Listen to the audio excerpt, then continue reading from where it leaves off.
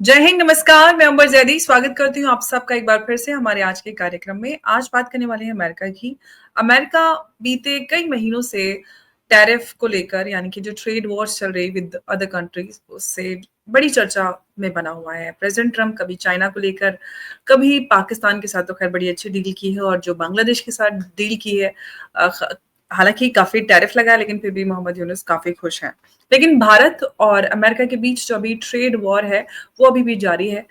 इस सब के बीच में कई सारी बड़ी खबरें हैं जो अमेरिका के हालात हैं और जब भी कोई भी कंट्री किसी दूसरी कंट्री पर टैरिफ लगाती है, खासतौर से अमेरिका जो पूरी तरह से डिपेंडेंट है सप्लाई के लिए दूसरी कंट्रीज पर, क्योंकि अमेरिका कोई भी चीज खुद से नहीं बनाता है, वो हर चीज भारत, चाइना और इधर उधर देशों से मंगवाता है। ऐसे में उन कंट्रीज पर टैरिफ लगाना जो अमेरिका की जनता है उसकी जेब पर बहुत भारी पड़ता है। और अब ये सारा असर नजर आने लगा है। अमेरिका जो है वो एक डेड इकोनॉमी बनता जा रहा है, जिसने भारत और रशिया को डेड इकोनॉमी बोला। दरअसल वो खुद डेड इकोनॉमी है और कहीं ना कहीं जो अमेरिका में व्यवस्थाएं हैं वो चरमराती जा रही हैं। अमेरिका में बारिश हुई, जो सबवे है वहां पर किस तरह से पोटहोल्स और सारी स्थिति है वो पूरी तरह से चरमराती हुई नजर आई। कई सारे ऐसे बड़े और अपडेट्स हैं जिन पर हम आज डिटेल में चर्चा करेंगे कि प्रेसिडेंट ट्रम्प जो रशिया और इंडिया जो ग्रोइंग इकोनॉमीज हैं, स्ट्रॉन्ग इकोनॉमीज हैं, उनको डेड इकोनॉमीज बना बुलाते हैं। दरअसल अमेरिका खुद एक डेड इकोनॉमी बनता जा रहा है। इस पर चर्चा करेंगे उमेश जी के साथ। उमेश जी, बहुत स्वागत है आपका। जय हिंद, नमस्कार। जय सिया राम। जय सिया राम। उमेश जी, प्रेसिडेंट ट्रम्प के बयानों को अलग रख देते हैं क्योंकि वो तो कुछ ना कुछ लिखते रहते हैं, कुछ भी बोलते रहते हैं। अब सवाल ये है कि जो अमेरिका के हालात है उस सब के चलते हुए कहीं ना कहीं असर पूरी तरह से हमें नजर आ रहा है अमेरिका की व्यवस्था पर। किस तरह से देखा जाना चाहिए, क्या कुछ होने जा रहा है, आपसे मैं जानना चाहूंगी। अंबर जी देखिए, अमेरिका और भारत के बीच में ट्रेड हम्म, डील के लिए कम से कम 4 या 5 महीने से बातचीत लगातार जारी हम्म, है। और इसके हम्म, अंदर अमेरिका इंसिस्ट कर रहा है कि भारत का कृषि क्षेत्र और उनका जो डेयरी प्रोडक्ट्स है, जो मांसाहारी डेयरी प्रोडक्ट्स है और हम्म, जेनेटिकली मॉडिफाइड क्रॉप्स के ऊपर हमारा हम्म, डिस्प्यूट बना हुआ है। भारत ने जी। क्लियर कट बोल दिया है कि हमारी कल्चरल सेंसिटिविटी ऐसी है कि we can not allow all this things from America. और आप ये देखिए कि अगर मांसाहारी अगर फूड प्रोडक्ट्स आएँगे, जो हम मवेशियों को देंगे, तो उससे कारण भारत के अंदर जो रिलीजियस मान्यताएँ हैं, सनातनी मान्यताओं के ऊपर आघात करने का डोनाल्ड ट्रम्प ने मन बना लिया है। अब उनको समझ में सब कुछ आता है, बस वो अपनी मनमानी करना चाहते हैं, लोगों को दिखाना चाहते हैं। तो ये एक तरह से सनातन पे हमला है, ये मेरा मानना है। आप ये भी देखिए कि भारत ने क्लियर कट बोल दिया है कि ये डील पॉसिबल नहीं है। फिर उन्होंने बोला है कि अगर आप हमसे ट्रेड डील नहीं कर रहे हो, तो आप रशिया से कैसे कर रहे हो? तो आप रशियन आर्म्स एंड एम्युनिशंस लेना बंद करिए, रशियन एनर्जी लेना बंद करिए, रशियन फर्टिलाइजर्स लेना बंद करिए, रशियन कोल लेना बंद करिए और रशिया के साथ जो अपना जो सेटलमेंट सिस्टम है, जिसमें आप लोकल करेंसी में ट्रेड करते हो, वो मत करिए। हाँ, जी। भारत ने क्लियर कट बोल दिया है ये पॉसिबल नहीं है, हम रशिया के साथ करेंगे और इसी के हुँ, हिसाब से उन्होंने 25% टैरिफ लगाया, प्लस हुँ, पेनल्टी की बात की है। प्लस उन्होंने ये भी बोला है कि आगे चल के हम इसको रिव्यू कर सकते हैं, हम इसको कभी भी चेंज कर देंगे। अब हुँ, बात ऐसी अटक गई है दोनों देशों के बीच में, इसका इफेक्ट डायरेक्टली अमेरिकन्स पे पड़ेगा। भारत हुँ, के जो 2 मेन सेक्टर्स है, फार्मास्यूटिकल और इलेक्ट्रॉनिक्स है, उन्होंने उसको टैरिफ से एग्जेम्प्ट रखा है। बट बाकी जी, प्रोडक्ट अगर आप देखा जाए तो इससे फ़र्क अमेरिकन जनता को पड़ेगा। अमेरिका में महँगाई बढ़ेगी, महँगाई बढ़ने से लोगों के पास डिस्पोजेबल इनकम कम रहेगी, सेल्स नहीं होगा तो कंपनीज़ इन्वेस्टमेंट नहीं करेगी। और आपने हुँ, डेटा बताता हूँ कि कल जो डेटा आया उसमें हुँ, 73,000 जॉब भी क्रिएट हुए थे और उन्होंने जी, एक्सपेक्ट किया था कि 1 लाख जॉब क्रिएट होंगे। इसके हुँ, कारण अमेरिकन स्टॉक बाजार में एक तरह से सेल ऑफ आया। एक ही दिन में $1.11 ट्रिलियन डॉलर्स का मार्केट कैपिटलाइजेशन खत्म हो गया। देखिए, सबसे बड़ी बात ये है कि जो टैरिफ लगे हैं, इससे अमेरिकन जनता पे दबाव बढ़ेगा, इन्फ्लेशन बढ़ेगा, उनका डिस्पोजेबल इनकम कम होगा। कंपनीज़ को समझ में आ गया है कि आगे हमें एक तरह से अमेरिकन इकोनॉमी रिसेशन में भी जा सकता है। इसकी पुष्टि अ, डोनाल्ड ट्रंप को इसकी पुष्टि इलॉन मस्क ने 3-4 महीने पहले ही बोल दी थी। उन्होंने बोला कि थर्ड क्वार्टर अमेरिका रिसेशन में जा सकता है। उसके ये संकेत आ रहे हैं। और हुँ, आपको ये भी बता देता हूँ कि अमेरिका के अंदर जो टेक कंपनीज़ है, टेक कंपनीज़ का भी जो रिजल्ट्स है बहुत खराब आए हैं। अमेज़न एक ऐसा है, कल 8% गिरा, मेटा कल 5% गिरा, टेस्ला भी 2% 3% कुछ गिरा है। देख, और आप ये देखिए अमेरिका के जितने भी टैरिफ पार्टनर्स है, ये जो मेजर मेजर ट्रेडिंग पार्टनर्स है, जैसे इंडिया है उसके ऊपर 25% लगा दिया, ताइवान है 30% लगा दिया, ब्राजील है 50% लगा दिया, स्विट्जरलैंड है 39% टैरिफ लगा दिया। इन सब के चलते लोगों के अंदर एक तरह से डर बैठा हुआ है और वो अमेरिका में वापस इन्वेस्टमेंट नहीं करना चाहते। ट्रम्प हुँ, चाहते थे कि अमेरिकन कंपनीज अमेरिका में इन्वेस्टमेंट करें, और अमेरिकन हुँ, कंपनीज अगर अमेरिका में इन्वेस्टमेंट नहीं करेंगे और कैश में बैठे रहेंगे, तो कहीं ना कहीं आप ये देखिए वहां वहां पे वो लोग इन्वेस्टमेंट नहीं करने वाले। ट्रंप ने अभी ये भी बोला है कि फार्मा कंपनीज को अपने दाम घटाने के लिए 60%। कहीं ना कहीं अमेरिकन कंपनीज की प्रॉफिटेबिलिटी कम होती जा रही है। अमेरिका में एक तरह से बिजनेस करने का जो एनवायरनमेंट है वो इफेक्ट हुआ है। एक हुँ, पॉलिटिकल अनसर्टेनिटी है, ट्रम्प के ट्वीट्स जी, के कारण वहां पे कंटिन्यूटी इन पॉलिसी नहीं है। एक दिन वो टैरिफ लगाते हैं चाइना के ऊपर, आपने देखा कि जैसे 245% टैरिफ लगाया, चाइना ने 125% टैरिफ लगाया, और चाइना ने उनके रेयर अर्थ मिनरल्स को बंद कर दिया था। तब चुपके जी, से उन्होंने चाइना से अपने जो टैरिफ है उसको 90 दिन बढ़ा दिया। अभी जो टैरिफ हमारे ऊपर अगस्त 1 से लगने वाले थे, उसको डिफर कर दिया अगस्त 7 तक। कहीं न कहीं इससे क्या हो रहा है कि आप अभी अमेरिका में अपना माल बेचोगे क्या इंडिया से? आप नहीं बेचोगे ना।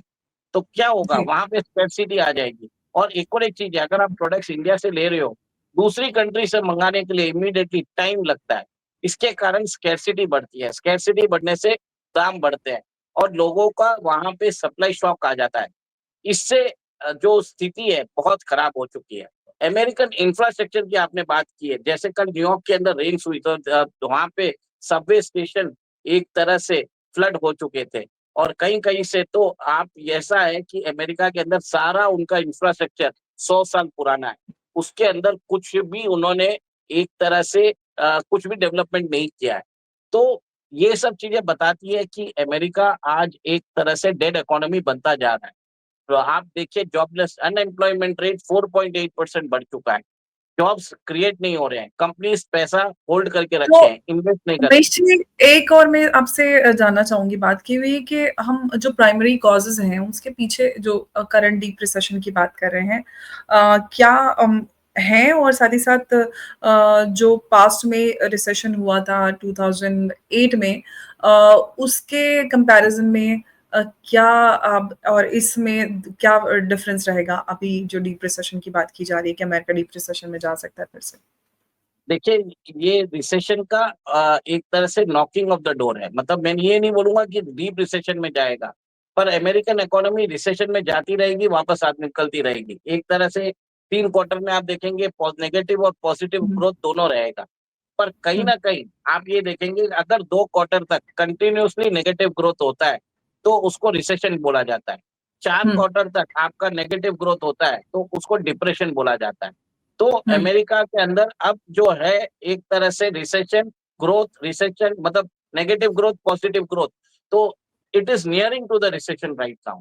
अब 2 क्वार्टर कंटीन्यूअस रिसेशन कब होगा वो देखने वाली बात है।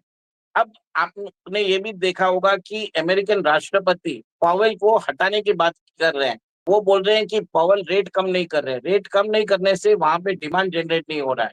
और जो 2008 की आप बात कर रहे हैं, वैसा क्राइसिस अभी तो नज़र नहीं आ रहा है, मतलब शॉर्टली साल भर में तो नज़र नहीं आ रहा है, पर 2027 के बाद ये एनी टाइम आ जाएगा, क्योंकि अ, अगले साल तक पावेल को रिटायर होना ही है, और जो नया फेडरल रिजर्व का चीफ आएगा, वो ट्रम्प के इशारों पे काम करेगा, वो रेट्स वापस 0% कर देगा। 0% होने से क्या होगा कि अमेरिका के अंदर करेंसी प्रिंटिंग होगा, जो कोविड के टाइम पे हुआ था।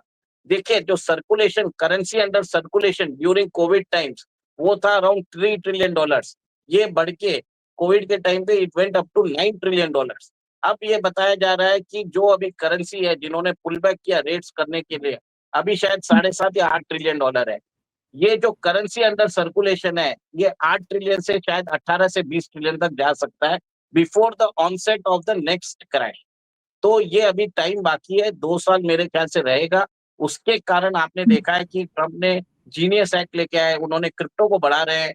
वहाँ पे एक तरह से अमेरिकन जो सोशल मीडिया कंपनीज़ हैं, उनको भी बोल रहे हैं कि आप स्टेबल कॉइन निकालिए।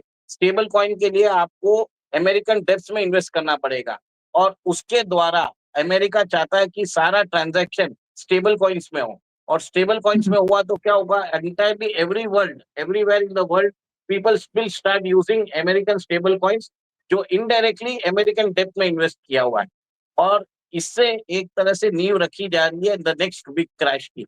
और सही ना कहीं बताया जा रहा है कि क्रिप्टो के अंदर अभी बूम आने का है, it's on the cusp of the boom. Okay, लेकिन अब अमेरिकन हम रिसेशन की बात करते हैं तो इसका दुनिया भर पे क्या असर पड़ेगा? देखिए, मैं भारत के संदर्भ में बोल रहा हूँ, भारत के प्रधानमंत्री ने ये सब चीज़ें पहले से ही समझ रखे हैं और इसके लिए वो फ्री ट्रेड एग्रीमेंट सब लोगों से बात कर रहे हैं। अभी हमने यूके के साथ फ्री ट्रेड एग्रीमेंट साइन किया, सारी कंट्रीज़ से नेगोशिएशन चालू कर दिया है, जिसके कारण जी, भारत का ट्रेड इफेक्ट ना हो और इवन यूएस जी। के साथ भी बात चल रही है कि इंटरिम ट्रेड डील हो जाए, फिर बाद में और भी इश्यूज़ है उसको हुँ, सेटल डाउन कर सकते हैं। क्योंकि इंडिया ने अमेरिका को ये भी बोल दिया है कि अगर आप हम पे टैरिफ लगाते हो, तो आप इंडो पैसिफिक में कोई दूसरा पार्टनर ढूँढ लो। हमें हुँ, क्वाड में रहने की कोई इच्छा नहीं है। अब ऐसा है कि क्वाड में अगर इंडिया नहीं रहता तो क्वाड ही कोलैप्स हो जाता है, ऐसी बात है। बिना इंडिया के क्वाड चल नहीं सकता।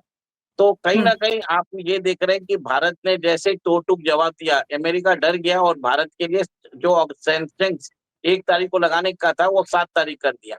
ये एक तरह से हुँ, प्रेशर टैक्टिक्स है और आपको मालूम है कि जेफरी साइक्स ने भी बोला है कि अमेरिकन टैक्टिक्स ऐसी ही चलती रहेगी और अगर आप आज मान भी गए उनकी बात, तो फ्यूचर में और आपको दबाएँगे। इससे बेस्ट है कि आज जो भी लगता है लगने दीजिए। अमेरिका को एक मैसेज जाएगा कि भारत झुकेगा नहीं, तो फिर वो अपने आप ही भारत की डिमांड्स को मानेगा और ट्रेड डील ना करने से अमेरिकन इकोनॉमी को नुकसान है। ये अमेरिका को प्रेसिडेंट को अभी तक समझ में नहीं आ रहा है। जिस दिन वो समझ में आ जाएगा और वहाँ के लोग उनके जो मागा सपोर्टर्स हैं, जब उनको वो फीडबैक मिलेगा तब वो अपने आप ही सुधरेंगे। अभी क्या उनको कुछ दिखाई नहीं दे रहा है, प्रॉब्लम वो हो रहा है।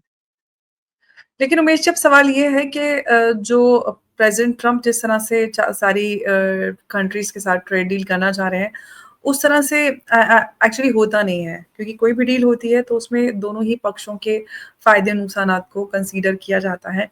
लेकिन वो अपनी दादागिरी चलाने की कोशिश कर रहे हैं। तो ऐसे में आपको ये लग रहा है कि पूरी तरह से इस दादागिरी का जो खमियाज़ा है वो अमेरिकन्स को भुगतना पड़ेगा? डेफिनेटली भुगतना पड़ेगा। आप ये देखिए जॉब लॉसेस जो है अमेरिका में, वो कोविड के टाइम के जितने जॉब लॉसेस पहुंच चुके हैं और हुँ, बताया जाता है एम्प्लॉयमेंट रेट बढ़ रहा है, लोगों के हाथ इन्फ्लेशन बढ़ रहा है, लोगों के हाथ में पैसे नहीं है, people are dependent on food stamps. वहाँ पे सोशल सिक्योरिटी मेजर्स है, इसके कारण वो सस्टेनेंस है। रिच एंड पुअर के जी। बीच में जो डिवाइड है वो बढ़ता जा रहा है।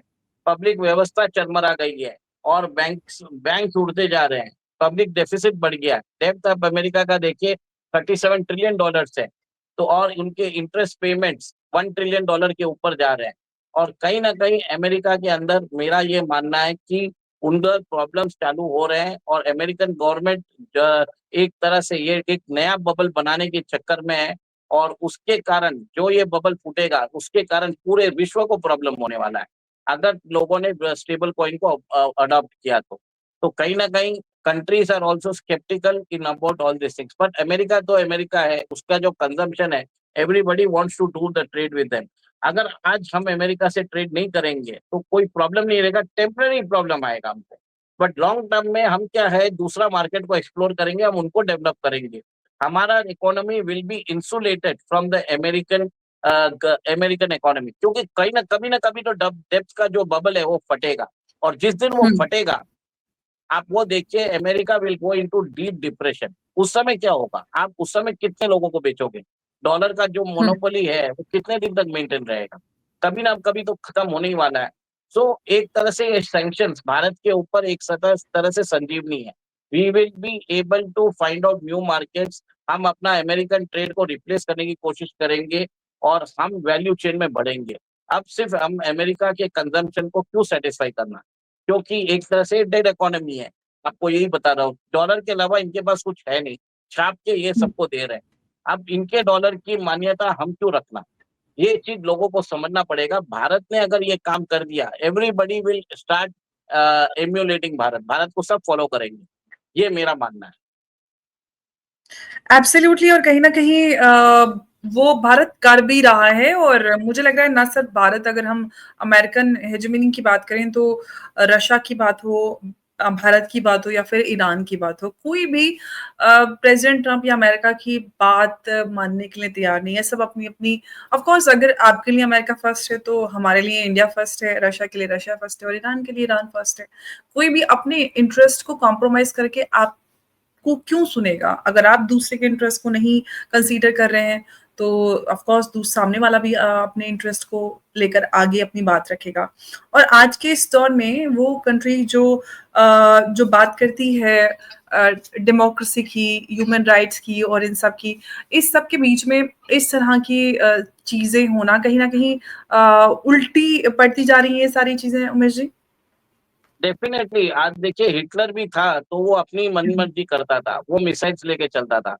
ट्रम्प हुँ, ट्वीट करते हैं अपनी मर्जी से, टैरिफ को यूज कर रहे हैं।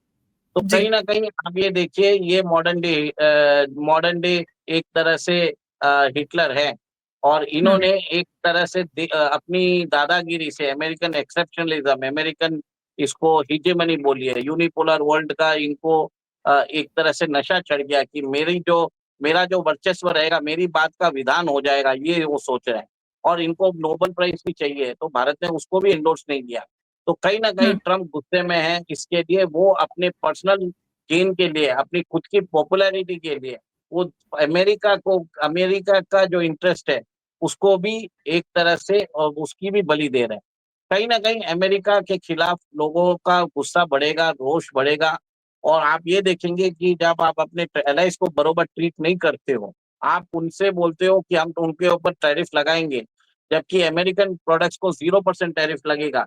तो हुँ। कहीं न कहीं आप ये देखिए कि वो अपनी दादागिरी कर रहे हैं, टैरिफ को यूज़ कर रहे हैं। ये कितने दिनों तक चलेगा?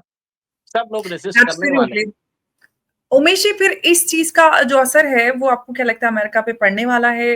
जो एक्सपर्ट्स हैं, उनका दावा ये है कि कहीं न कहीं अमेरिका में आगे हालात खराब हो सकते हैं इकोनॉमिकली, क्योंकि प्रीवियसली जो बाइडेन सरकार थी, उससे भी लोग खुश नहीं थे, क्योंकि इकोनॉमिकली अमेरिका काफ़ी समय से बेहतर नहीं कर रहा है।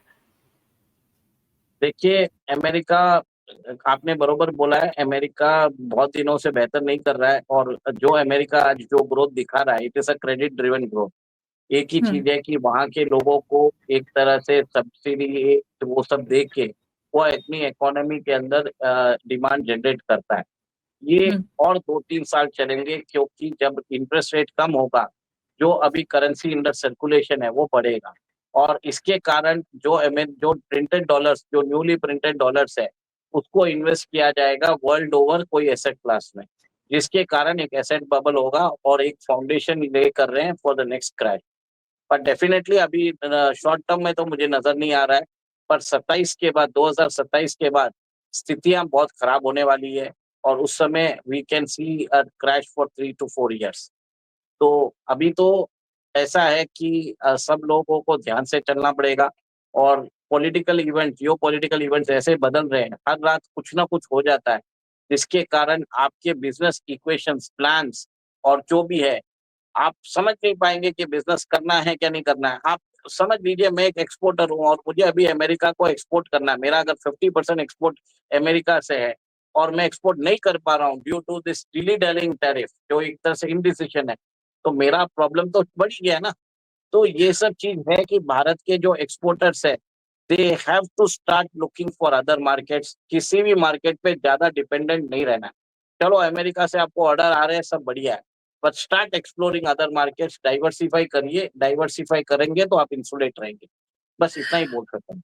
उमेश जी, ये तो मुझे लग रहा है भारत ने ऑलरेडी करना स्टार्ट कर दिया है। भारत पहले ही अदर मार्केट्स को एक्सप्लोर कर रहा है, चाहे हम ग्लोबल साउथ में देखें या फिर यूरोप भी हमारे लिए अब खुला है। तो अब सवाल ये है कि अमेरिकन रिसेशन की बात करें जो पॉसिबल है, जो हो सकता है आने वाले कुछ सालों में, तो जो आम लोग हैं वो क्योंकि बहुत बड़ा भारतीय तबका अमेरिका में रहता है, जो कंट्रीब्यूट करता है अमेरिकन इकोनॉमी में। ऑफ कोर्स मैं सिर्फ़ उस पॉइंट ऑफ व्यू से बात करना चाहूँगी कि एक तो वो जो लोग बिज़नेस कर रहे हैं, भारत में अदर मार्केट्स को एक्सप्लोर करना शुरू कर दिया ताकि भविष्य में उसका असर जो हमारे एक्सपोर्टर्स हैं उस पे ना पड़े। लेकिन जो लोग वहाँ हैं, वो किस तरह से इस चीज़ से बच सकते हैं? वो क्या कुछ प्रिवेंटिव मेजर्स ले सकते हैं? देखिए, मेरे मानना ये है जो भारतीय मूल के निवासी अगर अमेरिका में हैं, they have to start moving their assets जो उनकी सेविंग्स है, उन्हें दूसरी कंट्रीज़ में इमीडिएटली भेजना चाहिए। भारत के अंदर वो गिफ्ट सिटी के थ्रू इन्वेस्ट कर सकते हैं। अदर इन्वेस्टमेंट ऑप्शंस उनके पास सिंगापुर है, फिर बाद में दुबई है, वहाँ पे आप पार्क करना चालू कर दीजिए क्योंकि कैपिटल कंट्रोल्स कभी भी चालू हो सकते हैं। आपको मालूम है रेमिटेंसेस पे टैक्सेस ऑलरेडी चालू हो गया 1%, ये चालू हुआ है 1%, इसको कभी भी हुँ, इंक्रीज़ किया जा सकता है।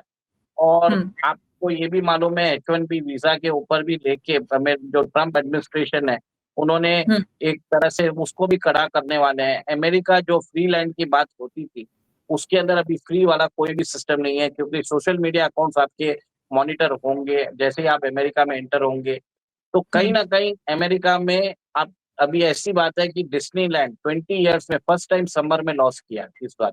हुँ, हुँ, 60% drop in arrivals, tourist hmm, arrivals और हुँ, होटल की ऑक्यूपेंसी जो है 40% रह गई है। कैब्स एक तरह से खाली पड़े हैं। अमेरिका के अंदर वहाँ पे जो जनरेट होता है ये कैश, जो मतलब रेवेन्यू स्पिनर्स है, सारी इंडस्ट्री बैठ चुकी है। फ्लाइट्स कनेक्टिविटी बहुत सारे एयरपोर्ट्स पे उन्होंने डिसकंटिन्यू कर दी है। तो कहीं न कहीं अमेरिका के अंदर जो ट्रैवल सेक्टर में जो लोग हैं, उनको मालूम होगा कि कितना प्रॉब्लम्स क्रिएट हो रहा है क्योंकि the first sector to know about an impending recession is a travelling sector. और एब्सोल्युटली। तो वो बैरोमीटर होता है, आप उसको मॉनिटर करते रहिए और धीरे-धीरे अपना पैसा बाहर लगाइए। और भारत के थ्रू तो मैंने आपको गिफ्ट सिटी बोल ही दिया है। गिफ्ट सिटी में भारत ने एक तरह से बहुत सारे एग्ज़ेम्पशन दे रखे हैं एनआरआईज़ को, वो भारत उधर उधर के थ्रू लगा सकते हैं। बाकी आपके पास दूसरा ऑप्शन है, सिंगापुर भी है, दुबई भी है, वहाँ पे भी आप अपना टैक्स मैनेजमेंट कर सकते हैं। तो इट्स और वो बेटर लोग दैट जो यू गो। बाहर ना करना चाहिए और वहीं पे हैं, तो फिर उनके पास क्या रास्ता रह जाता है? देखिए, ट्रम्प आगे जाके अ, वहाँ पे एक तरह से आप मैं ये बोलना चाहूँगा कि हिंदूज़ के ऊपर, सनातन के ऊपर उनका एक तरह से ही will start targeting Hindus and Sanatanis. और ये मेरा इसके लिए मानना है कि वो इंसिस्ट कर रहे हैं कि आप हमारे डायरी प्रोडक्ट्स लो जो मांसाहारी हैं। It is against our traditions, Hindu traditions के अगेंस्ट है, सनातन ट्रेडिशंस के अगेंस्ट है। और आपको मालूम है कि उन्होंने जब भारतीयों को भेजा था डिपोर्ट करके, तो उनको कफ्स में भेजा था। ये आई नो। ज़रूरी नहीं था। सो दिस टाइप ऑफ अगर आपको एनहांस प्रोसेस आपको एक तरह से प्रॉब्लम्स क्रिएट होंगे। हुँ, देखिए डिस्पैरिटी नज़र नहीं आएँगे बट आप ये देखेंगे आपके ऊपर हॉस्टाइल रहेंगे, आपके नेबर्स हॉस्टाइल हो सकते हैं। एक तरह से एंटी इंडिया सेंटिमेंट्स को बढ़ावा दिया जाएगा। और कभी-कभार अननोन अटैक्स भी होंगे, बढ़ेंगे और आप देख रहे हैं कि इंडियंस पे अटैक्स हो रहे हैं इंडियन स्टूडेंट्स के ऊपर। तो कहीं न कहीं इंडियंस को सोचना पड़ेगा कि क्या करना चाहिए। भले ही आप अमेरिका में रहिए तो ठीक है, पर प्लान भी रखिए। अमेरिका में एक मिनिमम मेरा मानना है कि 6 महीने की सेविंग्स के ऊपर पैसा मत रखिए। बाकी जितना भी पैसा है, just take it away from America. This this is the best thing you can do right now. Umesh ji बहुत-बहुत धन्यवाद आपका हमारे साथ आज की इस अहम चर्चा में जुड़ने के लिए। नमस्कार, जय हिंद, जय भारत। जय श्री राम। जय सिया राम उमेश जी।